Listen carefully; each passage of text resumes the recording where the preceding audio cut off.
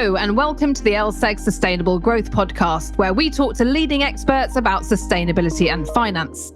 I'm Jane Goodland, and this week I'm talking to the marvellous Dr. Celine Herweijer, HSBC's Group Chief Sustainability Officer and member of the Group Executive Committee. Not only is she responsible for the ongoing development and implementation of the group's sustainability strategy, she also finds time to be visiting senior fellow at the Grantham Research Institute on Climate Change at the London School of Economics. Celine is a climate scientist and a NASA fellow. She also holds a PhD, MPhil and Masters in Climate Modelling and Policy from Columbia University, and she's also a World Economic Forum Young Global Leader. But before we hear from Celine, a quick reminder to follow us so you don't miss any future episodes. And also don't forget to rate us on Spotify, Apple Podcasts, or any other platform you use. Hello, Celine. Thank you so much for coming on the show. It's really good to see you. Hi, Jane. Great to be here. Thank you. So what I'm really curious about, Celine, is that tell me about how you ended up at HSBC, because you joined the bank in 2021, I believe. But what was your journey to that role? Yeah, well, let me just start actually there, because it's a newly created role on the Group Executive Committee, which Noel established right after he set the climate change strategy, purposefully because he didn't want a banker in that role. He wanted someone with a deep science background that had also worked across industries on the transition. And there I was. At the time, I was Global Innovation and Sustainability Leader at PwC. I'd been there for over a decade, worked with clients globally across pretty much any sector you can think of. But I'm actually originally a climate scientist. So I started off actually doing marine biology. I learned about coral reef bleaching. I quickly switched to doing climate modeling, master's, PhD, a NASA fellowship. And then I thought, actually, if I'm going to have an impact, it's my working lifetime where we're going to make or break our ability to respond to this. So I have to get into the private sector, and I have to kind of get into the roles that are going to change the way business and finance flow. And here I am. Brilliant. And you're in a great place to have a massive, massive impact. So that's cool. And actually, can I just ask you, what is a NASA fellowship? I'm curious. I've never come across that before. Well, NASA doesn't just do space science. I think people always assume it does, but obviously they do a huge amount of climate modeling. So it's a fellowship essentially means you get your PhD and then research paid for afterwards by NASA and collaborate with with all of their kind of modeling capabilities. That's really impressive. Well done, you. So sustainability is at the centre of HSBC's business strategy, which actually is a great starting point. And transition to net zero is one of the 4 strategic pillars. Tell us why climate is so critical to HSBC and what's the motivation behind the bank's focus? Absolutely. So, I mean, the starting point, and we know everyone knows this really these days, is that the transition to net zero will impact every single sector in the global economy, right? It's basically the future of any industry, how you decarbonize. And that's why it's upfront in our corporate strategy, because it affects all of our customers, our markets, and HSBC ourselves. We can come to this later, but we did our first transition plan a couple of different months ago, and we wanted to be really deliberate at pointing out our 3 motivations to act on net zero and why it's up there upfront in our corporate strategy. And actually the first one, and we talk about this a lot again, is the fact that there's 150 trillion or so, some models say 200 trillion of financing needed in the next 3 decades, of which around just under 40 trillion is needed by the end of 2030 to finance the transition across the industries and markets. And about 60% of that is in HSBC's core regions of the Middle East and Asia. Another way to look at it is just under half of any corporate's capital expenditure needs in the next 3 decades needs to go to the transition. In other words, right, this is not just altruistic and the need to have a positive impact. This is a huge commercial opportunity for banks, especially a bank like ours that sits at the heart of the markets that need to transition and the sectors that need to transition, to help finance that transition. So we wanted to be very explicit about that, right? Banking debt within that capital stack needs to make up about 30% of the finance that's needed over the next 3 decades. The second of all is it's a systemic risk, right? Systemic risk if we don't manage this properly. And the order of magnitude stress tests that are out there at the moment through the different stress tests that we do for the regulator really don't capture the scale of that risk. They underestimate some of the systemic impacts because they don't include a lot of the loss amplification or the wider chronic risks that are there in the system. The fact that the future of insurability itself is going to be threatened in many areas where risk-based pricing means it's just not affordable for companies or for consumers anymore. The fact that we have things like rapid Amazon dieback or methane clathrates being able to be released as ice melts in the Arctic and other regions. So this kind of stuff's not built in, but it's really the fact that we need to have a financial stability mandate now, not for the next 3 years, but for the next 20 to 30 years. So our ability as a bank, a financially systemically important bank, to stay on top of managing these systemic risks is absolutely critical. And just quickly, the third motivation we put in there in our transition plan is that there's a huge amount of change now happening as a result of the transition, new policies, new regulations, new standards. And we want to be shaping those, not just responding them. We want to be engaging, because our transition plan is the aggregation of all of our customers' transition plans. We can't get there unless our customers can get there. And we've all got a lot of learning to do on what works and what doesn't, and how to channel in more investment to where we need it. So we wanted to be at the heart of shaping it as well. So this climate transition plan, like you said, it was published a couple of months ago. It's a big piece of work, isn't it? I looked, it's 101 pages. Now, I can't say that I've read every single one, but I did look through the plan and I was really impressed. I mean, I absolutely would encourage our listeners to go and take a look. It's very easy to find on HSBC's website. What I'm curious about, I mean, it's incredibly detailed as well. What I'm curious about is, tell me about the process of getting to that point of publication, because obviously publishing the plan is almost like that's the beginning of the work in a way, setting out what you were going to do and how you were going to do it. But tell me about the process of getting to that point, because that must be an incredibly big lift to get there. Yeah, I tell you, we were probably optimistic. We thought we'd get it done in 6 months. It took a year. Hopefully next time we can do it in 6 months. That would be great. Clearly, it's a whole organization effort, as you can imagine. So the entire executive team was involved in all of this, oversight from the board, multiple board meetings, every business line, every function, every region involved in shaping it. And we did have discussions about whether we should do a 30-page plan or could it be 100 pages. But actually, that's the amount it took to tell the story that we needed to kind of accurately. And it's our first one. And we split it into three things. I mean, the first thing to acknowledge is we set our ambition in 2020. We've been super busy executing and delivering parts of that, whether it was setting and making progress towards the 2030 sector by sector financed emissions targets, whether it was that 1 trillion sustainable finance and investment target we set, making progress against that, whether it was new policies, we had our thermal coal phase out policy, our energy policy, like all these different things we've been putting in, new initiatives like our 1 billion climate tech venture debt capital, breakthrough energy catalyst. So we've been busy doing all these things, but we didn't have one place that brought it all together, that uniquely told the story of who we are as HSB as a bank, the products that we have, the markets that we serve, the fact that we're a huge bank all across Asia and the Middle East and parts of Latin America, so our footprint, and really how we can bring the strengths of HSBC to bear for the transition. So that strategic narrative hadn't been brought together before. And we say quite clearly in the plan, our North Star is to make the decisions that have the impact on global net zero emissions, not just our portfolio emissions. Otherwise, you can get unintended consequences. And we want to do that by transitioning industry, because we are a bank that banks large energy companies, large industrial conglomerates across Asia, the aviation companies, the shipping companies, etc. So transitioning industry, our role as a transition bank was critical. But also the new economy. 156 or so years ago when HSBC started, we were famous for banking the entrepreneurs back then. And we want to be the bank for the entrepreneurs of the new economy, the so-called kind of climate tech pioneers. And third of all, with one of the largest trade banks in the world, trade, decarbonizing supply chains, when you get 10x of emissions, that has to be at the heart of the strengths that we bring for the transition.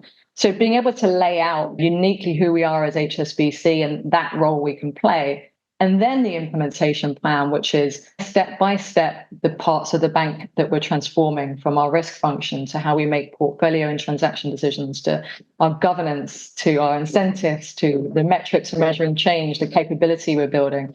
It was really, really important. And coming back to the process, a lot of this was around aligning stakeholders and the clarity of messaging.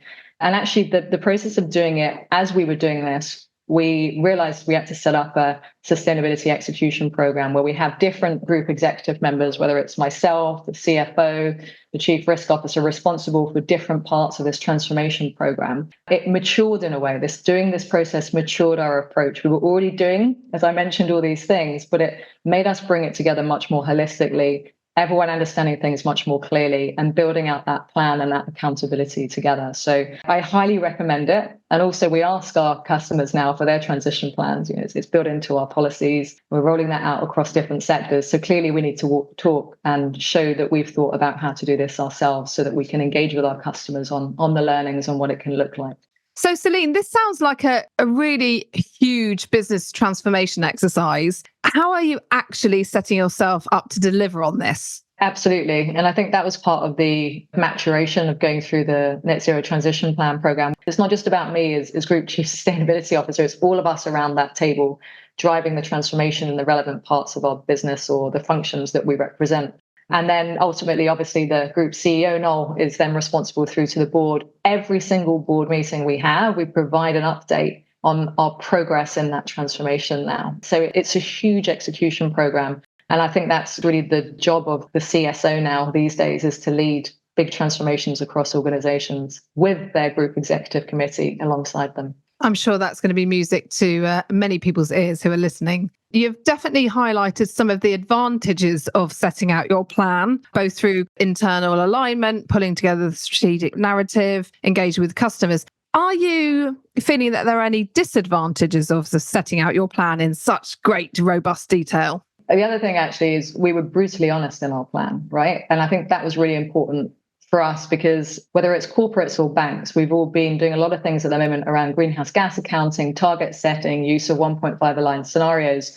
And I think there's been a real realization since we've been doing that around what's in our control, what's not in our control, where the dependencies are, where the uncertainties are. And in our plan, actually, we were very real about that. And that's some of the positive feedback we've had, is that we were really honest around, okay, how are we going to approach scenarios as scenarios change in the future and what that means for target setting? Like, how are we going to think about the fact that in some really hard to abate sectors, even clients who commit to 1.5 aligned targets might not actually get there in cement by the time it's 2030 and it's the midpoint and we have our midpoint target. So the challenge was we actually, in a way, had to talk about challenging things, and we know it's evolving, right? So it's a point in time. The transition plan was written and published as a point in time at the beginning of this year, but we're clear in the plan upfront and throughout that we will continue to evolve this. And I think as long as we make that clear in our stakeholders, that look to our annual report and our accounts for our year-to-year execution and progress against that plan, because things will continue to evolve.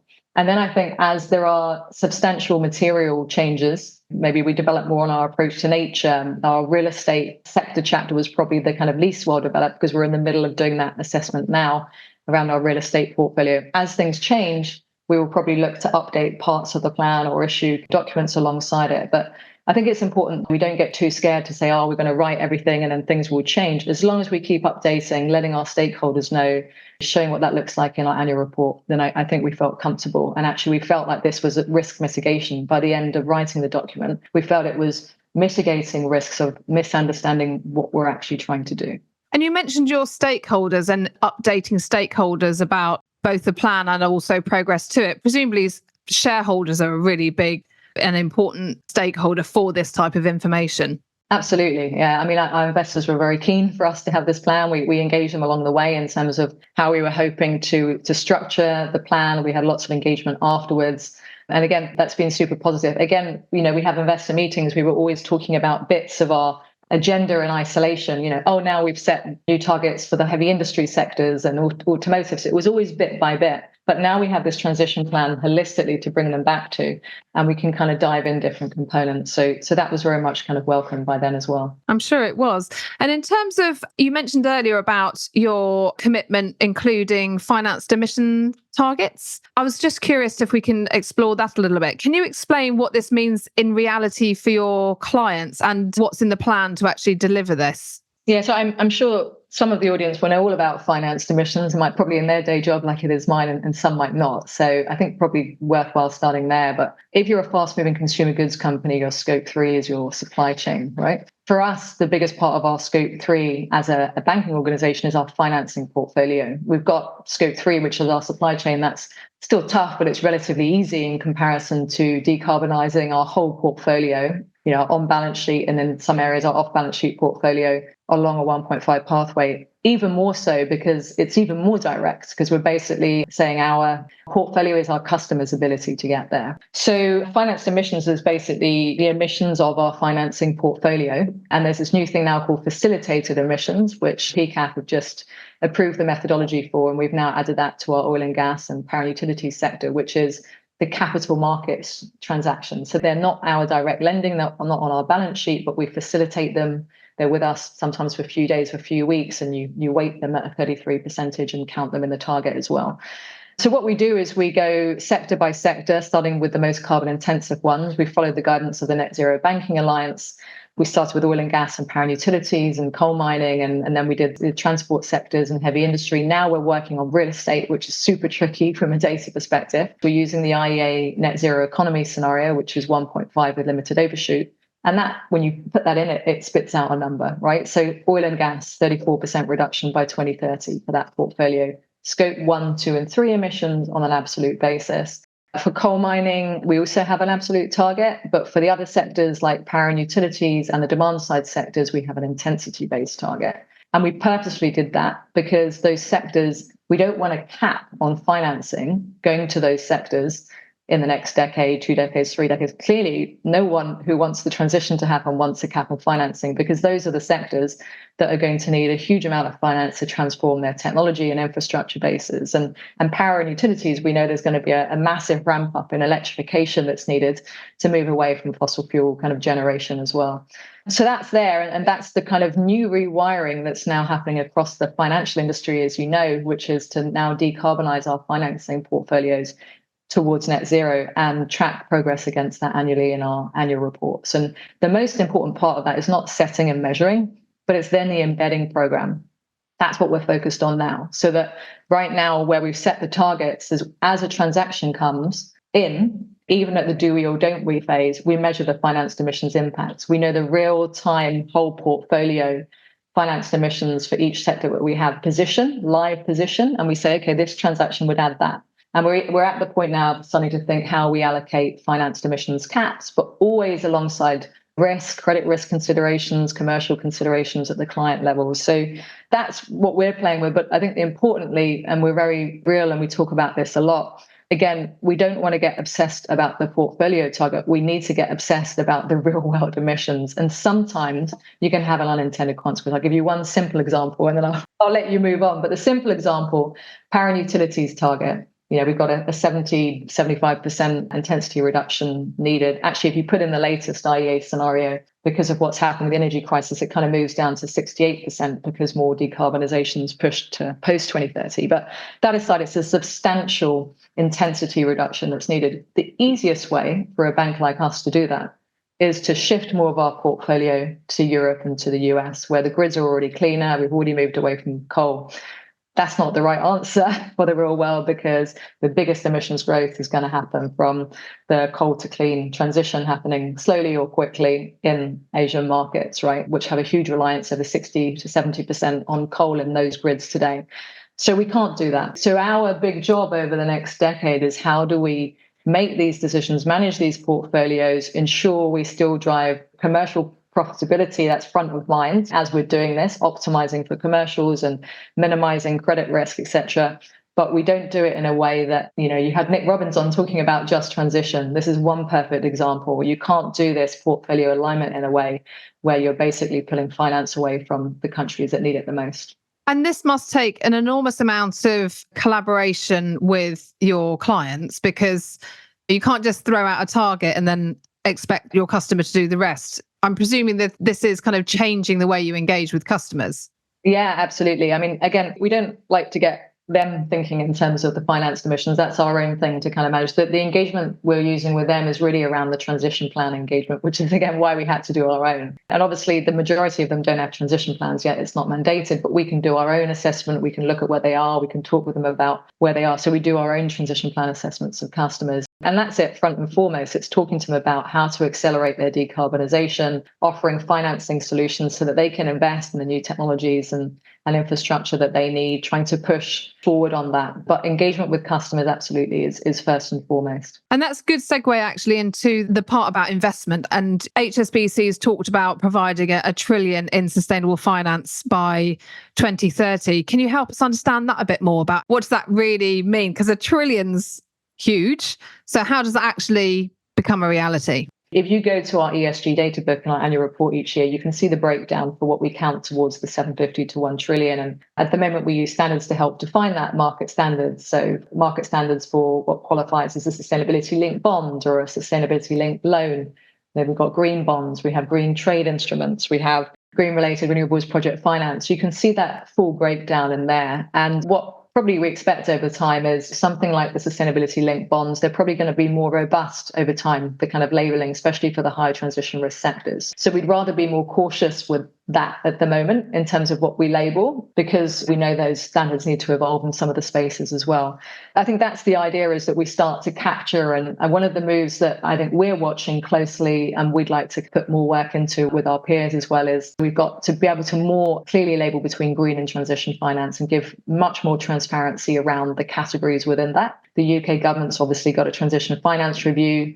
MAS and Singapore released the transition finance framework, which is a good thing to go and have a look at. But more work needs to be done to kind of have a holistic, credible transition financing approach. And, we'd like to start eventually over time, and we say this in the transition plan, getting much more clear, granular in some of those metrics. So be very clear, we're doing managed whole phase out early retirement financing, being able to label that in different categories of climate tech financing that we're doing as well. So watch this space. That's another area that will evolve in the plan and going forward. So let's pick up on that climate technology piece, because actually I'm sure from your background in terms of being on the innovation end of the spectrum, this must be very close to your heart. So what's HSBC doing around climate tech?